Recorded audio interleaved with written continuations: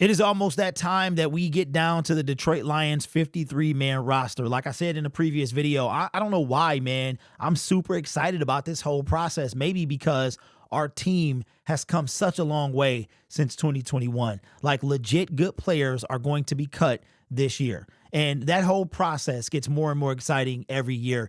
Believe it or not, 5 years ago, we didn't talk about the practice squad. When I first got on YouTube, I might have been one of the only guys making practice squad videos, but it wasn't really a big deal. And then it became a big deal. And now it's almost like these guys are part of the team, because we know that if they make the practice squad, their services will be needed throughout the year. It is 100%. Somebody's going to be needed during the year. So with that being said, we are just 1 week away from when cuts need to happen. Well, 1 week and a day. Lions play on Saturday. By Tuesday, they'll essentially have about 72 hours. By 4 o'clock on Tuesday, the 27th, that is when the roster must be down to 53. And then usually what happens is directly after that, we might get a few sprinkles here and there of the practice squad people who's going to be on that. So it's going to be some tight cuts, man. I might have to throw out a big fat, I apologize, I was wrong, if James Houston winds up being on the roster. He is a topic of conversation. You guys hate. I wonder if he would have had 6 sacks. Would he be, if he wouldn't have sacked Justin Fields 3 times or Josh Allen twice, would he be such a huge talking point for you guys? You know how I feel about him, but that's neither here nor there. This video is going to be, now the Pride of Detroit guys, they put the roster together. I'm going to go through theirs and I'm going to give you my thoughts as to what I think is going to happen and who I would take in or out. This is with 1 game to go, the Detroit Lions 53-man roster heading into preseason week 3. Quarterbacks, we keep 2 on the roster, of course. Jared Goff and Hendon Hooker, which means that Nate Sudfeld and Jake Fromm are going to be out of there. Now, I think that one of these guys will go on the practice squad. Who will it be? I don't know. I am so done with Nate Sudfeld. But I agree with this list. The Lions seem like they probably won't bring anybody in. So I'm going to just say that Hendon Hooker is going to be number 2. I would rather him be number 2 than either one of these guys here. What about running backs? We keep 4 on the roster.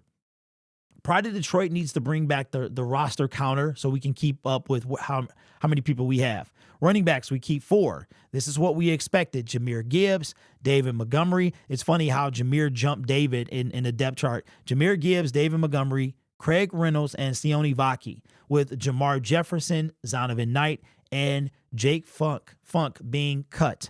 I hope I said Funk the first time. It's a family show. Jamar Jefferson, 7th round pick. It's time for him to move on. And this is a good sign, because we are getting to the point that Brad Holmes, it was a point that all of his draft picks were still on our team. And that was a good thing. But this means that our team is getting better, because right now we have 2, matter of fact, Brad Holmes, Antoine Green, 7th round pick, not on the team. Chase Lucas, 7th round pick, not on the team.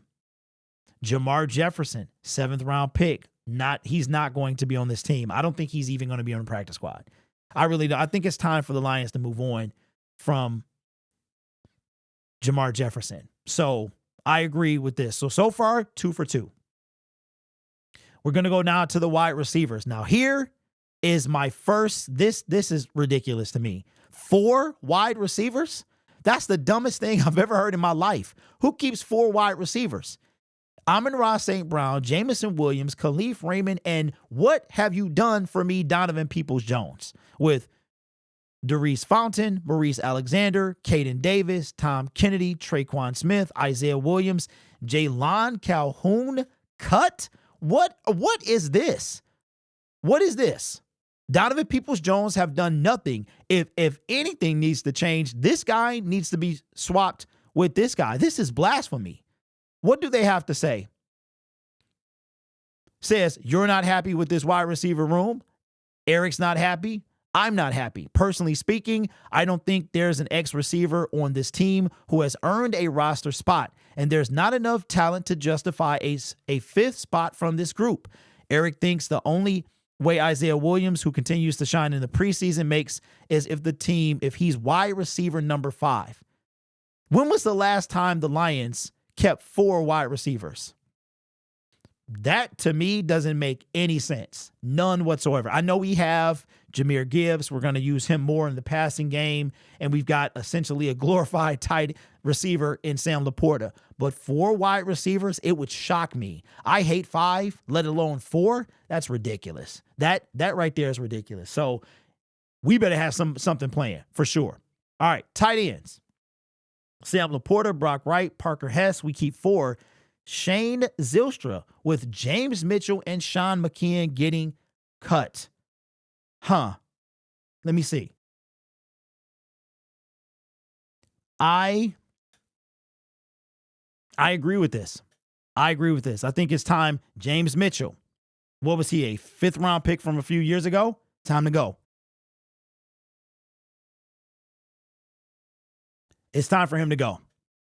I think that even Parker has outshined James Mitchell. I agree with this. I think it's time for James. So right now, we're just draft picks are flying off the team. Again, not a bad thing. Offensive tackle, Taylor Decker, Penei Sewell, Dan Skipper, Kobe Sorsdahl, Giovanni Manu, with Jamiko Jones being cut. We just signed him to a 1-year deal today. Dan Skipper making the 53-man roster, that is a big deal because I don't know if he's been able to do it before. If you remember, last year, Dan Skipper was with the Colts. We actually wind up picking him up. I can't remember if the Colts cut him or we went and got him off the practice squad. But Dan Skipper, shout out to Dan Skipper, man, if he makes this team. I hope he does. I'm not mad at this right here. Interior offensive line, Frank Ragnow, Kevin Zeiler, Graham Glasgow, Coyote Owasaka, Christian Mahogany with Michael Neese. Yeah, I agree with this 100%. We already know who our offensive line is going to be. Defensive end, this should be good. Aiden Hutchinson, we keep 4. Josh Pascal, Marcus Davenport, James Houston. And we cut Matthew Betts, Mitchell Agude, and Isaac Uncle. So you literally are keeping... Okay, let me see what they have to say. Says Agude and Ukwu both have made strong cases for the roster, and both were one of our last players out. But Detroit should have enough firepower with this group, assuming that James Houston is healthy enough to be ready by week 1. Don't forget that Levi is going to play plenty on the edge this year. I just don't understand this. I don't understand that at all. I think that is pure bias on these guys' part. Really? Okay. All right. I'm quite frankly, I'm over this whole thing. Defensive tackle, say Aleem McNeil, DJ Reader, Levi O, Kyle Pecco, Broderick Martin, Makai Wingo, Chris Smith. Yep. Okay. I don't see any discrepancies there. Linebacker, we keep 5. Alex Anzalone, Jack Campbell, Derek Barnes, Malcolm Rodriguez, Jalen Reeves-Maben with Ben Neiman, Malik Jefferson, Bo Plan, and Ty Summers, who also we just signed today, being cut. I really don't see how these guys here can penetrate these 5. So I agree with that. Cornerback, Carlton Davis III, Terrion Arnold, Amik Robinson, Rakestraw, Dorsey Vildor with Gilmore, Bassie, and Javelin being cut. It really depends. I think these last 3 here are interchangeable. I really believe that. But Steven didn't have the best showing. Dorsey had the best out of these 3, and I would think it would be in this order right now as far as bubble guys. Safeties, Brian Branch, Kirby Joseph, Melifonwu, Brandon Joseph, and CJ Moore with Strickland and Garnes being cut. I could see that. Strickland had a decent game 2, but I could see that as well. I don't think Brandon Joseph is that good, so I'm hoping that we get somebody else to fill in. He's number 4, because these 2 are starting. Kirby and Brian are starting, and these 2 are probably going to be backups, so I don't think Brandon Joseph is that great. And then special teams, obviously, Jack Fox, Jake Bates, and Scott Daly. I saw another 53-man roster prediction where Scott was cut and Hogan was the long snapper. So overall, I agree with the specialists. I agree with the safeties. I agree here with the cornerbacks. I agree with the linebackers. I agree with the DTs. I don't agree with the DNs. I just don't see how you can hit. The key phrase was assuming he's healthy. Right now, he's not. And you're just, okay, so I don't agree with that. I agree with this. I agree with this.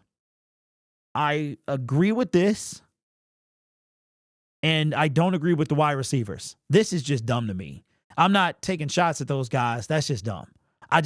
Wow. Like I said, I know we have Laporta and Gibbs, but 4 wide receivers, like Isaiah didn't do anything. But again, this is with 1 game remaining. And a lot of people will separate themselves this 1 game. That is why this thing is valuable. And that is why I believe it is so crucial for James Houston to play on Saturday. He's got 3 guys breathing down his neck: Matthew Betts, Agude, and Uku. They're breathing down his neck. And if you can't play, you're no use. You are no use. Again, we saw it last year with Chase Cota and other guys. Antoine Green got concussed. He's out of a job, right? So this guy, he's losing value as he's sitting. He needs to play. He needs to play. So if you guys want James Houston on this team, I want the best player on the team. I want the best player. If that's James, then that's James. But if you guys want him on the team, he's got to play. He's got to show his value. Because right now, James has none.